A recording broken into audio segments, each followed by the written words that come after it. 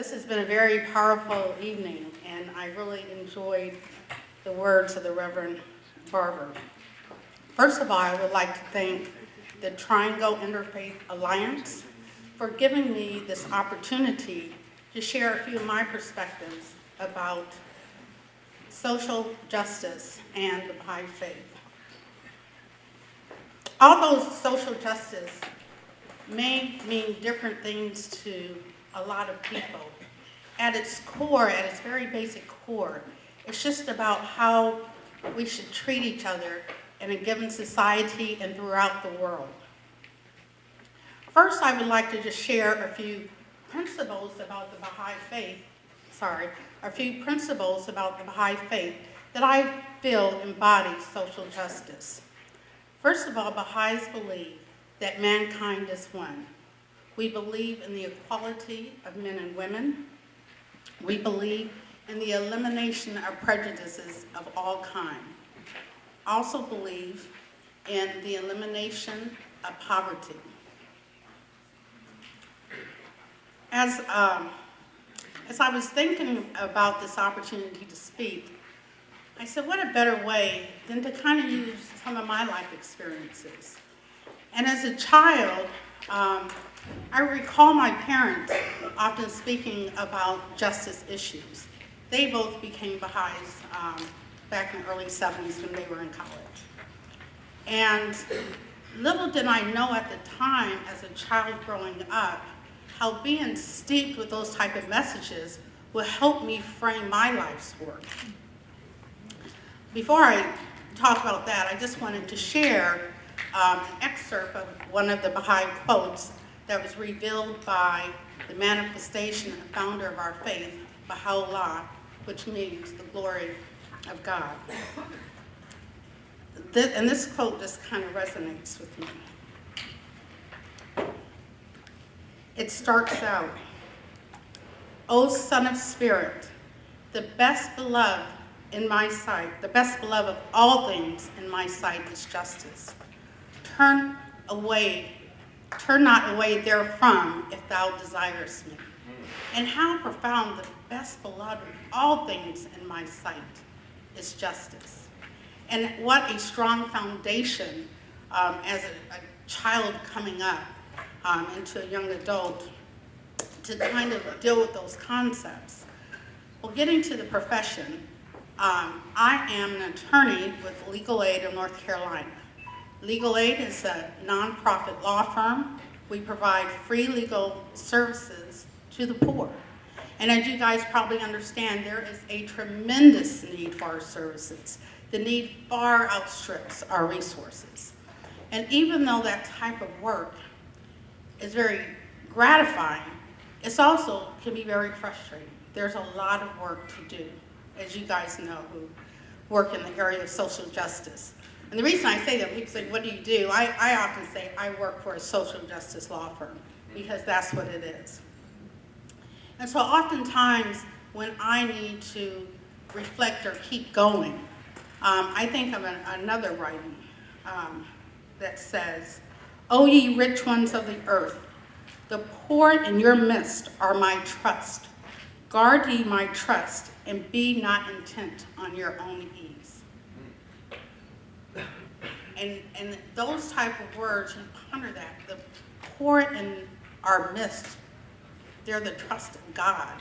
And so I've been very blessed to know that I have the opportunity to meld my spiritual and religious beliefs along with my profession.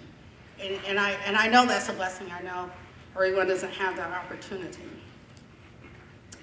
What I would like to leave you with, to ponder on this last writing, it says, "And if thine eyes be turned towards justice, choose thou for thy neighbor that which thou choosest for thyself."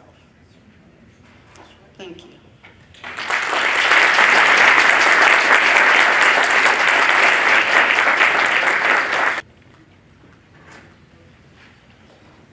Good evening. My name is Sarah Brooks, and I'm here from the Kadampa Center for the Practice of Tibetan Buddhism. And our inspiration at Kadampa Center is His Holiness the Dalai Lama. And His Holiness teaches us that one thing that all human beings share is that we want happiness. And our happiness is interdependent on the happiness of all other sentient beings. So we must care about everyone. And our happiness, therefore, depends on the happiness of others. So as long as there is suffering, we cannot be happy. Our job as Buddhists is to develop what we call great compassion, to care as much about each and every person as much as we would care about our own mother. And we need to be able to be ready to give whatever any sentient being needs at any time. It's a big mission. And then we also have to develop the wisdom to know what that sentient being needs, when's the right time to give. The great saints in our traditions and the leaders who we follow literally work 24/7 to benefit others. One of our Buddhas named Green Tara is pictured in what's called half meditative pose, where she's working on her own positive inner qualities. And her other leg is outstretched because she's ready to get up swiftly and take action to help anyone who needs it. These are our role models and the types of human beings that we strive to be. So when we see oppression and poverty and inequality, it's the job of each and every one of us to do anything possible to help. And as long as there is even just one being still suffering, we still have work to do. As Dr. Barber so eloquently said, there's so much unnecessary suffering right here in North Carolina. There are people who are sick and hungry, overwhelmed and desperate. So clearly right here, right now, we have work to do. Thank you.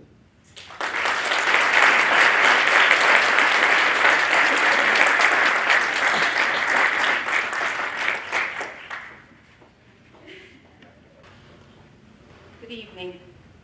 I'm Madhu Sharma with the Hindu faith, and I'd like to start with thanking Reverend for an inspiring speech here, and for all of us, it just totally resonates with who I am as a person, and my background with Hinduism and with the chaplaincy at Duke, which is what I do. But other than that, Hinduism is actually all about treating others like we want to be treated. And we believe in oneness. We are all connected. Every one of us in this room, and actually every one of us all over, we're all connected with each other. So we can't, if we're all connected and if we're all part of the same supreme being, we're all the same. We're no different. It doesn't really matter whether we have money or any material things or fame and any of those things. It's about the soul. So as a Hindu, we believe that the soul is what matters. And every one of us has a good soul. It's our behavior that takes us where we don't want to be going, obviously, right? So as a Hindu, we believe this is what it is. We need to be treating people as we want to be treated. And you know, my personal, like we were talking earlier, your personal story, and my personal story is also that I went to NC State back in 1976, graduated as an engineer, and I was the only woman in my engineering class at the time. And yes, I experienced a lot of discrimination and oppression and in a corporate world at the time, back in '60s, in the feminist movement going on at the time. But yeah, that's what really led me to go back to school and do masters in social work a few years ago. So I've been transformed from an engineer to a social worker now.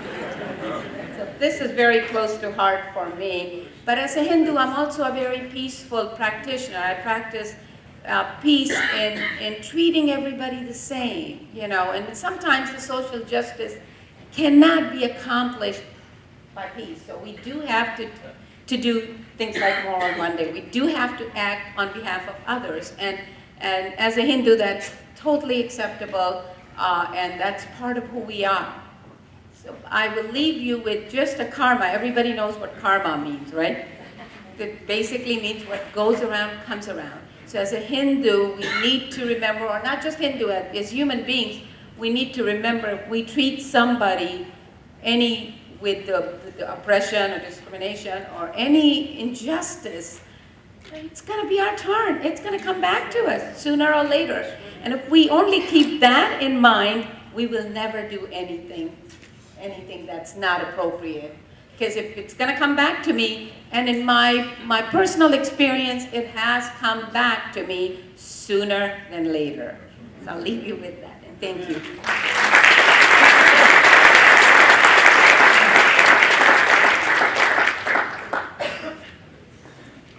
Good evening. I'm Rabbi Lucy Dinner from Temple Beth Or, and we are pleased to invite the Interfaith Alliance to dine anytime you want to dine in our hall, and anytime you want to share in the beautiful work of Dr. Barber here in our congregation. We welcome it because it makes us all better people. It really does.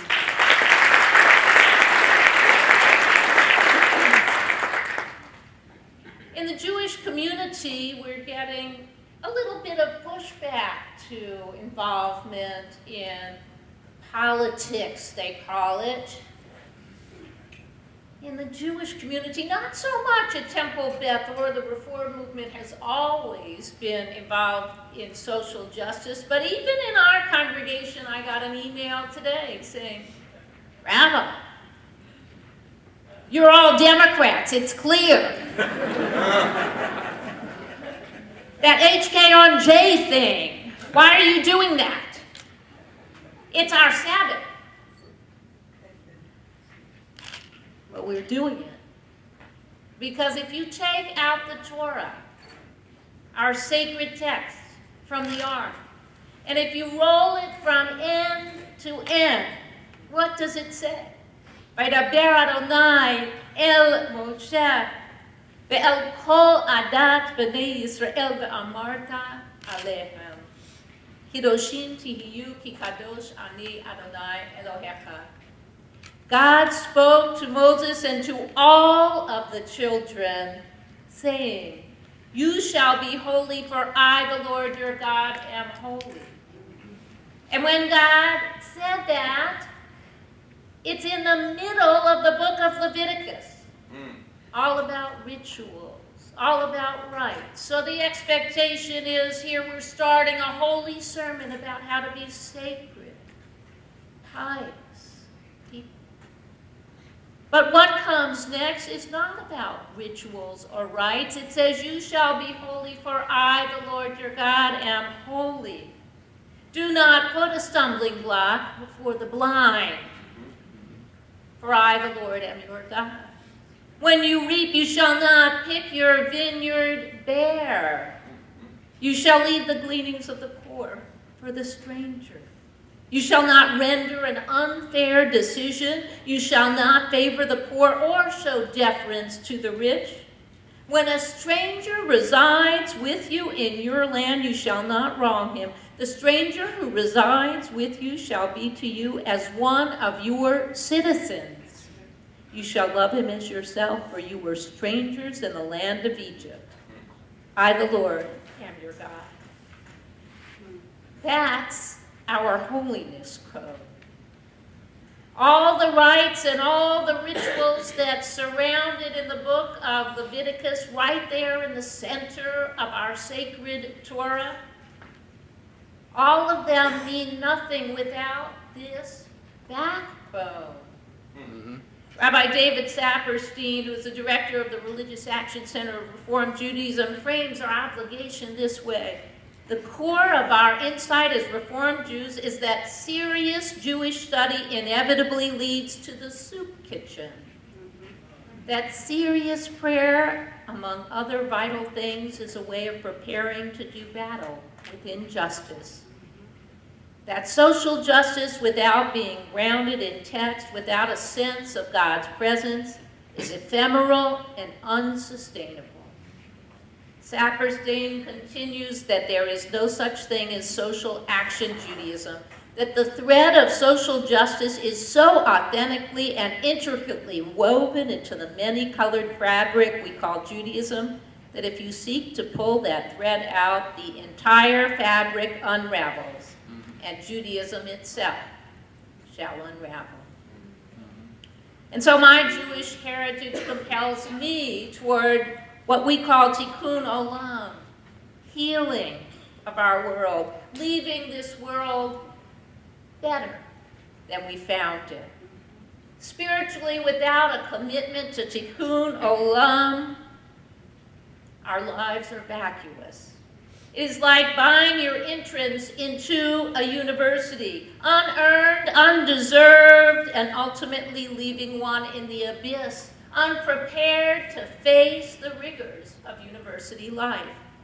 The Holiness Code sits in the middle of our holy book about ritual and rites to teach that our connection to the divine centers on character and how our prayers are lived in the substance of our lives. Thus, at this gathering, I rejoice with the Interfaith Alliance, with all of you, as we commit to uphold what it means to walk hand in hand together, creating holy community. Knowing that we can build together is far superior than what each of us can build alone. Knowing that the strength of community lifts the cry for justice for all. Knowing that our work for humanity answers God's call. That is how we shall be holy.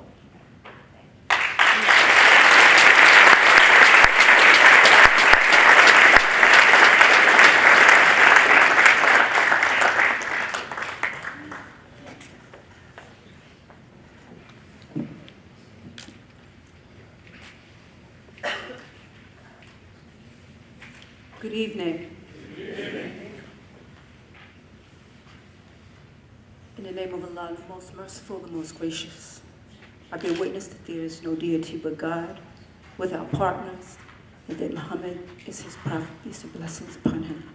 May the blessings of Allah be upon him and his family, and I ask Allah to guide my tongue. Reverend Barber, brothers and sisters of faith, I'd like to also thank the Triangle Interfaith Alliance for hosting this gathering, this very important, timely gathering. As Muslims, we have an undeniable responsibility to struggle against oppression and injustice, and to work for a world based on principles of equity and compassion. To do so, Muslims must first of all be aware of the current state of affairs in the world at large, an obligation that has been indicated by the Prophet Muhammad, peace and blessings upon him, as follows, quote, "Whoever wakes up in the morning not thinking about the affairs of the ummah or community is not one of us." Hadith from Muslim.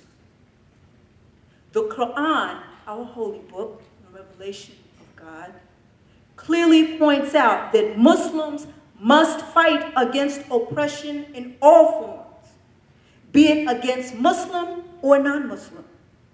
Quote, "And what reason have you that you should not fight in the way of Allah and of the weak among men, women, and children, of those who say, 'Our Lord, cause us to go from this town whose people are oppressors, and give us from thee a guardian, and give us from thee a helper.'"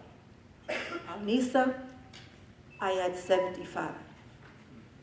This verse shows that Muslims have a responsibility to aid the oppressed, regardless of the faith or ethnicity of both the oppressed and the oppressor. Indeed, Prophet Muhammad, Rasulullah, has clearly stated that refusing to struggle against oppression and injustice could be tantamount to becoming an oppressor and even exiting the fold of Islam.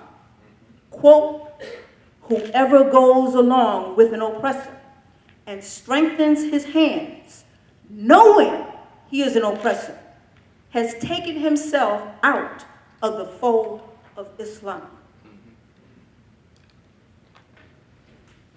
Whoever sees something wrong should use his strength to make it right.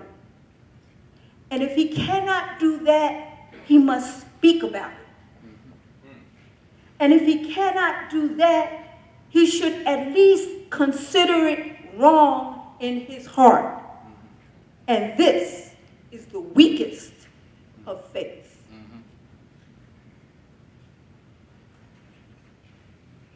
Thus, it is clear that genuine adherence to Islam inherently entails committed activism against all forms of injustice and oppression.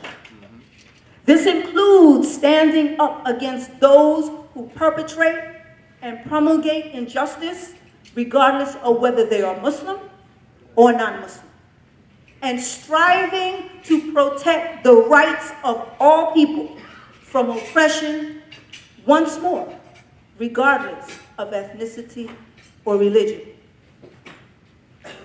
And in that spirit, we support and must take part in the historic thousands on Jones Street, People's Agenda, Moral Monday movement for opening the path of all of our various communities in North Carolina and spreading across the South. Because as Reverend Barber says, as the South goes, so goes the entire country.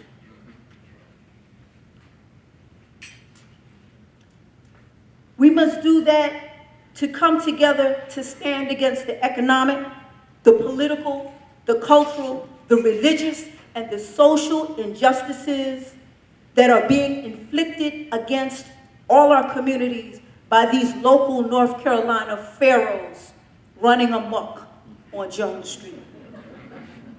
We have put our bodies on the line, and we do speak out. And it is only just that all charges be dropped against all the Moral Monday arrestees.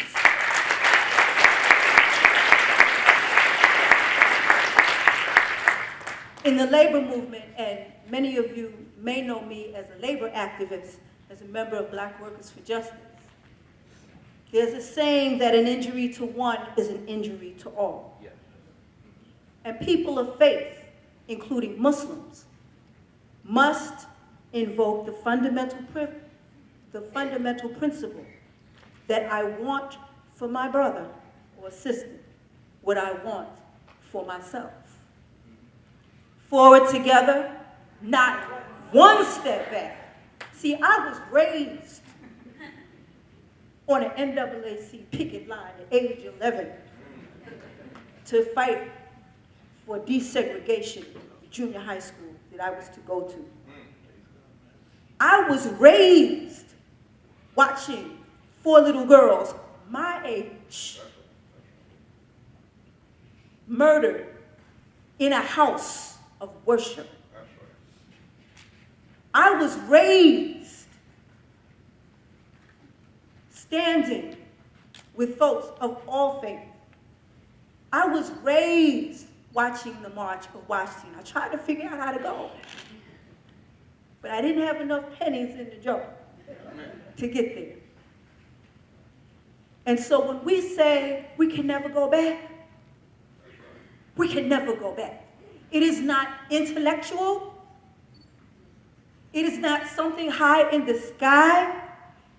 And it therefore was the perfect logical step for me to declare my submission to God, to become Muslim, because of the the search, the struggle against oppression and for justice for all people. God is great. Let there be among you a group that invites to the good, enjoins what is right, and forbids what is evil. And they are those who are successful. I wish to thank Muslims for Social Justice, Brother Mansour in particular, for his hard work, and acknowledge all who assisted in the statement.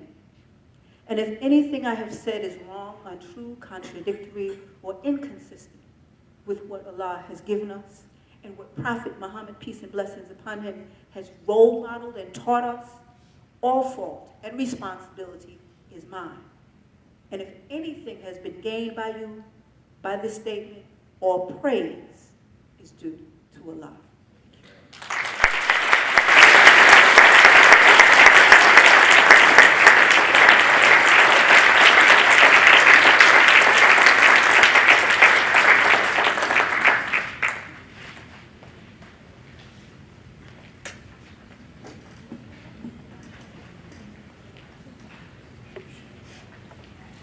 Good evening. Good evening. My name is Harapal Singh, and I'm a member of the local Sikh community. I'm surrounded by very distinguished people, and I'm afraid I'm going to be a disappointment because I'm a layman. Okay? I'm not a Sikh scholar, I'm not well versed in theology, any kind. But I do have a little bit to share. Sikhism also, I did not hear any of the faiths that preceded me disagreeing with the basic principles, that should be governing humanity. And so Sikhism also believes in a one God entity and enjoins us to love him, and then tells us that, God is not a person, right? It's not a place. It's an idea, it's a concept, it's energy, I don't know, whatever you want to call him. It's beyond words, right? The only way you can do that is by loving his creation. If there is a physical entity of God, it's us, it's this universe. And therefore you cannot love God unless you love everyone. Everyone. No exceptions. Okay. One of there are three basic principles. Every faith has the teachings usually encapsulated in very succinct words, and the ones in Sikhism are Nam Japna, which is remembering God, and Kirat Karni, earn an honest living, and Van Chakna, share your blessings with your less fortunate brothers and sisters. And it's as simple as that. And also there is no idea of heaven in Sikhism. If there's going to be a heaven, you've got to make it here. Right? And the only way you can do that is by developing, and again you're not going to, rise to a higher place after you die. We don't know what happens after you die, what happened before you were born. This is it. We have to fix this. There's no afterward. This is what you have to fix. If there's something beyond, God knows. You and I don't. And so the only way you can do that is going beyond words. There is a line that I remember, I was listening to all my friends here. It says, Batan se desh kaise pritam ke jaibo. How will you go to the land of the beloved? Just by talking. You have to walk. So we might believe in all great things, but unless we move forward and take part to fix this society, nobody else is going to fix it. We have to fix it. So that's what we need to do. Thank you very much.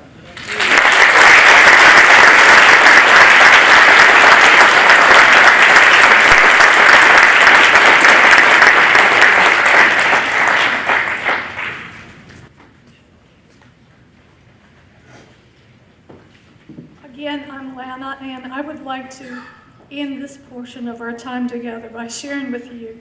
I'm American Indian. I'm a member of the Lumbee tribe. And from my faith tradition, I practice both the Christian faith as well as our traditional native faith. And one thing, there's not really much of anything that I can add to anything and everything that my brothers and sisters have shared other than one thing.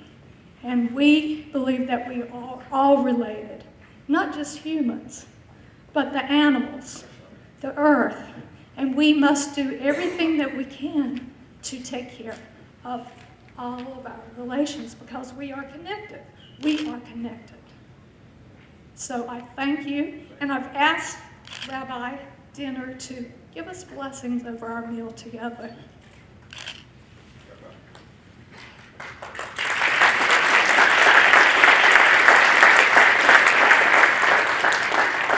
So this is going to be interesting. You do the Hebrew part. Oh, I can do some of it. I tell you what, I'll do the Hebrew, and you do Pentecostal speaking in tongues. I wanted to do one thing for Yara, is ask everybody to stand only 2 times, then you can pray. And where's my Lumbee sister? Where is she? Yeah, there she is. See, you didn't know I was Tuscarora. Yeah, see, I tell people, for me to be anti-diversity would be for me to deny myself, because I have cousins as white skinned as any Caucasian with blue eyes. My grandfather was part of the coal mining from West Virginia, and my great-great-great-grandmother was Tuscarora. So we kind of all hooked it. And my other grandmother was a Brooks. So she's a Brooks, and I bet you know some Brooks that are Lumbee. So we're all together. But come on with me. I've got a feeling everything's gonna be all right. Oh, I got a feeling everything's gonna be all right. Oh, my Lord, everything's gonna be all right. Be all right. Be all right. Be all right. Don't you know the Lord done told me everything's gonna be all right. Oh, don't you know the Lord done told me everything's gonna be all right. If we stick together, the Lord has done told me everything be all right, be all right, be all right, be all right. Don't you know that my brother, he done told me everything gonna be all right. Point at him and say, don't you know my brother, he done told me everything. Don't you know that my brother, he's done told me everything's gonna be all right. Be all right. Be all right. Be all right. The last one. Don't you know the sisters, they done told me everything. Don't you know the sisters done told me everything. Don't you know that the sisters done told me everything's gonna be all right. Be all right. Be all right. Be all right.